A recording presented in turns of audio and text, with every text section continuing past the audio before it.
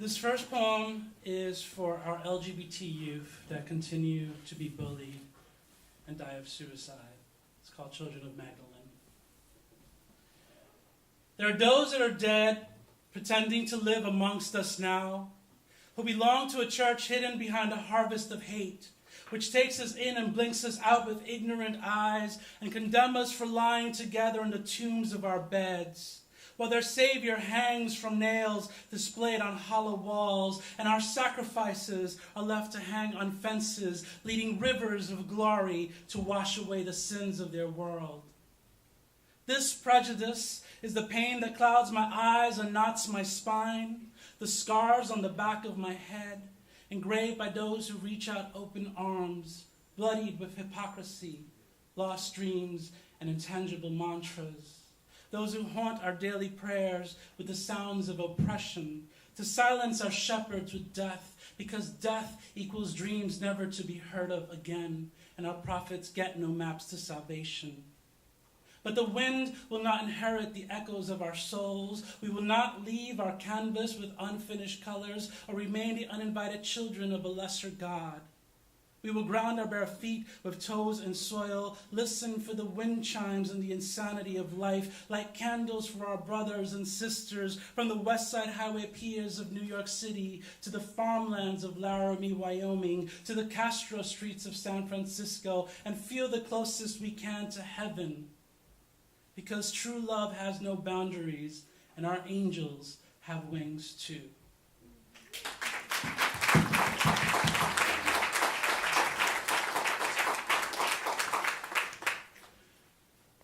Waiting for God. Officer, you may choose to disregard this demonstration, remain as cold as silver badges, as unfeeling as dead sons kissed goodbye by broken mothers. You may choose to claim them unfortunate mistakes, leaving others responsible to carry children from cradle to grave, written off depraved criminals buried beneath tombs unmarked. Officer, you may choose to ignore their screams as you silence the sounds of your fathers. You may choose not to look into their lifeless eyes, identify them while holding back the fear your own. Officer, this is not as simple as racial discrimination. The fingers on the trigger are not always white. Some belong to hands we hold in church during prayer, recognize from sharing meals at dinner, remember from being tucked into bed. Defining you, the enemy, would be difficult when faces behind guns are often much like ours. Officer, this poem is not a protest. It is a prayer as we bury our loved ones. Start a revolution to reclaim one ridiculed word only celebrated by everyone during holidays, desired before our last breath. Peace.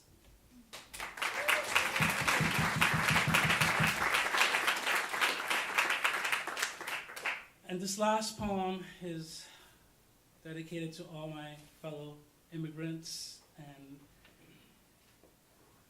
foreigners. It's called Americano.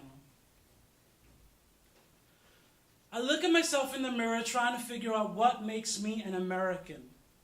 I see Ecuador and Puerto Rico. I see brujos, spirits moving across the backs of santeros, splattered with the red blood of sacrificed chickens on their virgin white clothes, and blue beads for Yemaya, practicing religions without a roof. I see my own blood running the white sheets of a stranger, proud American blue jean labels on the side of the bed. I see Don Rosario and his guayabera sitting outside the bodega with his Puerto Rican flag, reading time in the eyes of alley cats. I see my mother trying to be more like Marilyn Monroe than Julia de Burgos. I see myself trying to be more like James Dean than Federico Garcia Lorca. I see Carlos Santana, Gloria Estefan, Ricky Martin, and Jennifer Lopez more than just sporadic Latin explosions, more like fireworks on El 4 de Julio, as American as Bruce Springsteen, Janis Joplin, Elvis Presley, and Aretha Franklin. I see Taco Bells and chicken fajitas at McDonald's. I see red, purple, blue, green, yellow, orange. I see Cheetah Rivera on Broadway. You see, I am as American as lemon merengue pie. As American as Wonder Woman's panties, as American as Madonna's bra, as American as the Quinceañeros, the Abduls, the Lees, the Jacksons, the Kennedys, all of us immigrants to this soil, since none sound American Indian to me. As American as television knoweth that the anthem is played and I am not ashamed. Jose, can you see? I pledge allegiance to this country, 'tis of me, land of dreams and opportunity, land of proud detergent names and commercialism, land of corporations. If I can win gold medals at the Olympics, if I can sign my life away to die for the United States, ain't no small town hick gonna tell me I ain't an American, because I can speak in 2 languages.